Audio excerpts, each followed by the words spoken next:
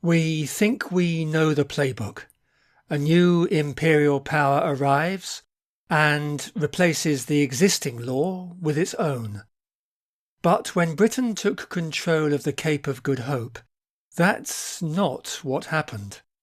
For decades, Dutch law remained, applied through British procedure.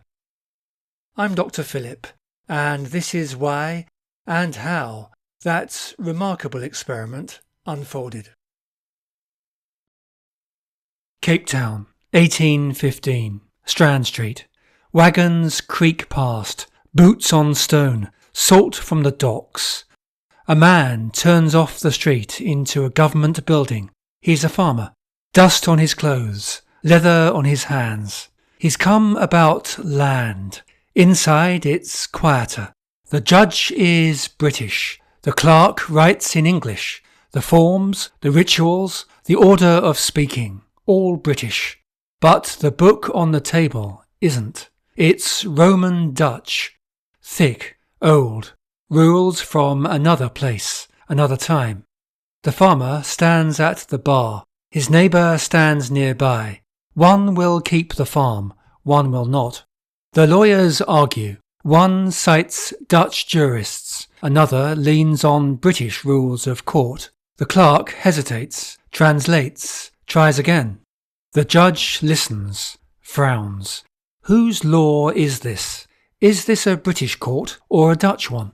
If this is your land, your case, your future, how are you supposed to know?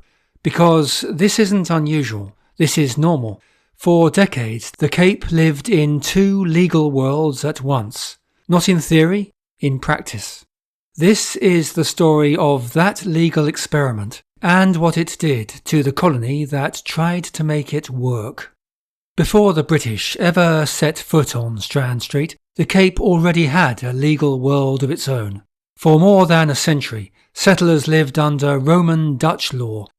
Not one tidy code, but a body of law built from jurists like Grotius and Furt. When land was sold, when estates were divided, when contracts were disputed, these were the authorities that mattered. In 1795, British forces take the colony during the wars against revolutionary France. The flag changes, the government changes, but something important does not. The law stays. The courts are not abolished. Roman-Dutch law is not replaced with English law. It can't be. The colony still has to function. People still have to sell land, write wills, enforce contracts, and settle estates. So the old system keeps running. In 1803, the British hand the Cape back. In 1806, they return, this time for good. Once again, the same problem appears. A colony with a working legal system that isn't British. By the early 1810s, the Cape is governed by men like Sir John Cradock. He runs the colony from Cape Town. He works with courts that still rely on Roman-Dutch law, and he governs a society where most private legal life, property, inheritance, contracts, family relations, is still shaped by Dutch and Roman sources. Then, in 1814, the situation becomes permanent. The Cape is secured as a British possession by treaty. Lord Charles Somerset arrives as governor. He is not a caretaker.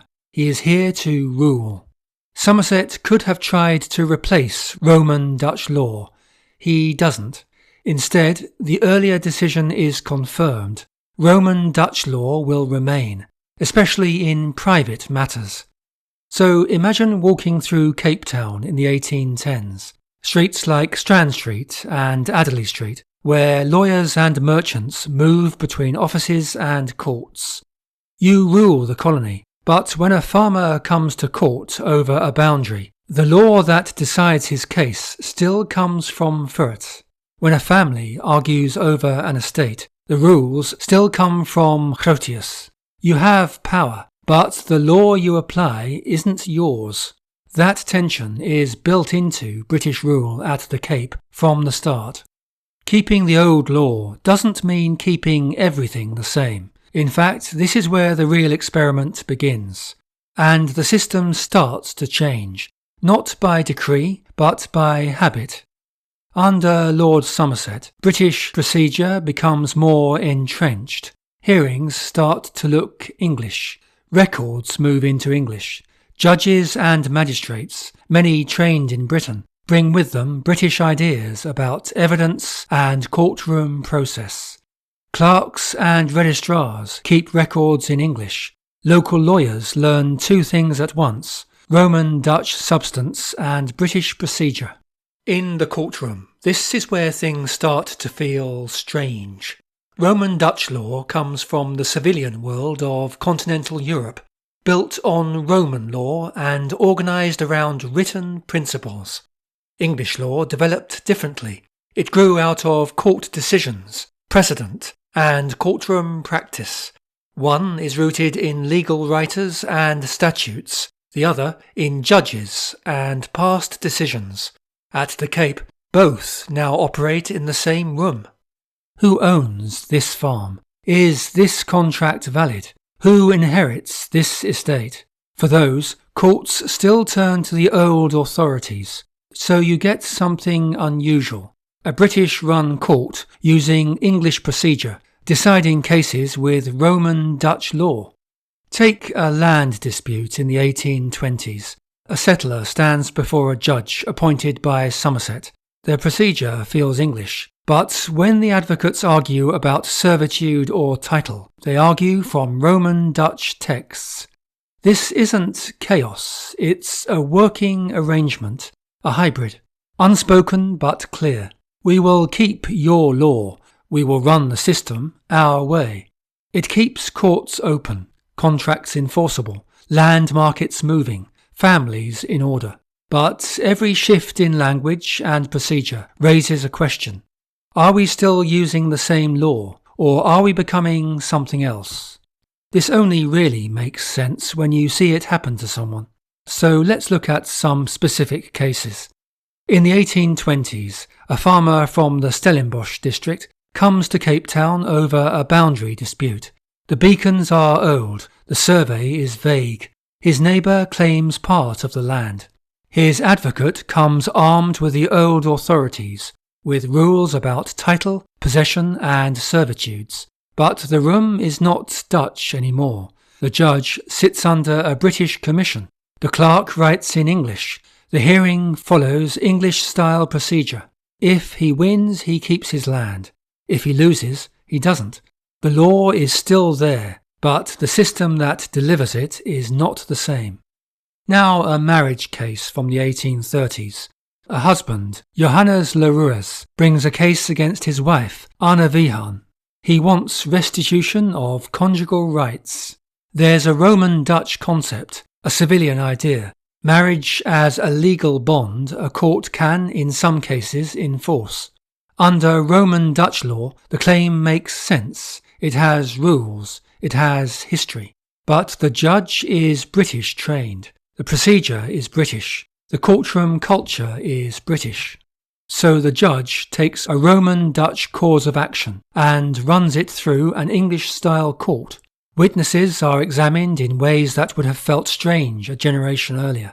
The judgment looks nothing like old VOC practice. And beneath it all sits a quiet discomfort.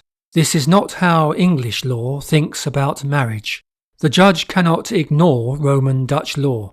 It is still the law of the colony, but he also cannot escape the system he works in. So again, you see the hybrid. Roman-Dutch law decides what the claim is. British procedure decides how it is handled. The people in the middle live with the result. The judges are imperial officials. The books come from another legal world. The compromise works, but it works by changing how justice feels. Some people adapt. They hire the right advocates. They learn the routines. Others feel the ground moving. The law is still the old law, but the way you fight for it is not. And once you see this in real disputes, over land, over marriage, you can see the truth. This hybrid system is not temporary, not an accident, not a misunderstanding. It's how British rule at the Cape actually works. When 1814 comes, the Cape is secured as a British possession. No more pretending this is a stopgap. Under Lord Somerset, this is no longer just about keeping the machine running. It's about fitting it to the empire, not by scrapping Roman-Dutch law, but by reshaping how the system runs. More oversight from London, more English in the records, more confidence about reform. The compromise doesn't end, but it stops being cautious. Not a break, but a tilt. The big markers are the Charters of Justice of 1827 and 1832. They create a new Supreme Court for the colony and reshape the judicial system along British lines. A new structure, a new way of doing things.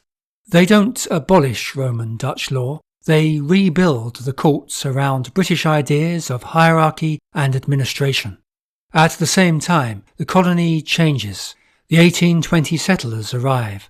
Many expect English law and English courts. Instead, they find a system that still runs on Roman-Dutch substance. Then comes the hardest test, emancipation of slaves in the 1830s. Abolition doesn't rewrite private law, but it floods the courts with new claims, compensation, apprenticeship, labour disputes. On paper, the old law remains. In practice, more power sits with British judges, British procedures. Some adapt, some grumble and stay, and some leave. In the 1830s, Dutch-speaking colonists move beyond the colony in what becomes known as the Great Trek. The reasons are many, but law is part of the story. Not the loss of Roman-Dutch law, but the growing sense that control of the system has shifted for good. Because this isn't about loving one tradition and hating another. It's about who sets the rules of the game. By now, the answer is clear. Britain does not replace the Cape's law. It inherits it, uses it, builds a new system around it. Roman-Dutch law survives, but the institutions that apply it become British. And that sets up another chapter, because what comes next is not just new courts or new procedures. It's a constitution, representative institutions, a new answer to who the law is for. But that's a story for another episode.